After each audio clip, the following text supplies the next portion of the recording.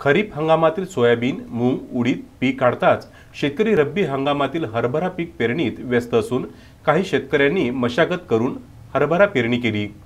यंदा परतीचा पाऊस चांगला झाल्याने जमिनीचे ओलाव्याचे प्रमाण जास्त आहे।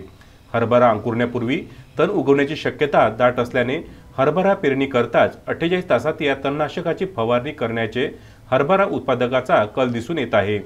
रब्बी हंगामात हरभरा पिकाची पेरणी मोठ्या प्रमाणात केली जाते, मात्र हरभरा पिकामध्ये तणनाशक उपलब्ध नसल्याने कोळपणी खुरपणी करून तण नियंत्रित करावे लागते।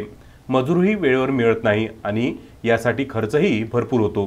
पण हरभरा पेरणी केल्यानंतर 48 तासात तणनाशकाची फवारणी करू शकणारे तणनाशक बाजारात उपलब्ध आहे।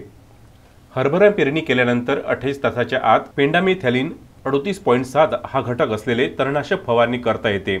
या तणनाशकाची फवारणी केल्यानंतर शेतामध्ये 30 ते 45 दिवस गवत उगवत नाही। हे एक बीजनाशक आहे आणि गवत उगू देत नाही। हा घटक असलेले UPL कंपनीचं बास्फ कंपनीने बाजारात उपलब्ध केले आहे। या तणनाशकाची फवारणी करताना जमीन ओली असावी लागते। कोरड्या जमिनीतही या तणनाशकाची फवारणी करू शकता, मात्र फवारणी केल्यानंतर लगेच पाणी द्यावे। एकरी 700 ml प्रमाणे याचे प्रमाण आहे, अशी माहिती श्याम अग्रवाल या कृषी साहित्य विक्रेत्याने सांगितले आहे। तणनाशकाची फवारणी आहे। पेंडामेथ्रिन नावाचं एक कीटक तणनाशक आहे। तणनाशक आहे। हरभरा पेरल्याच्या 48 तास अगोदर म्हणजे हरभरा पेरणीनंतर 48 तासाच्या आत ही फवारणी होत आहे आणि यानंतर आता 20 दिवसांना याला पाणी होऊन जातं। हे आहे जवळपास 750 रुपये लिटर। 750 रुपये लिटर। रुपयाचं 1 लिटर। 750 रुपयाचा 1 लिटर आहे। किती मिलीचा डोज आहे? हे 70 मिलीचा डोज आहे। ओल्या जमिनीवर पेरणीनंतर 48 तासाच्या आत फवारणी करावी।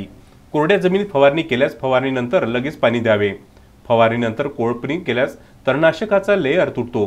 फवारणी करताना भरपूर पाणी वापरून दाट फवारणी करावी व उभ्या पिकामध्ये फवारणी करू नये। सोबत यामध्ये कोणतेही औषध मिसळू नये, असे आवाहन सुद्धा कृषी सल्लागार यांनी केले आहे। नितीन दुर्बुडे, विदर्भ न्यूज, पथरोट।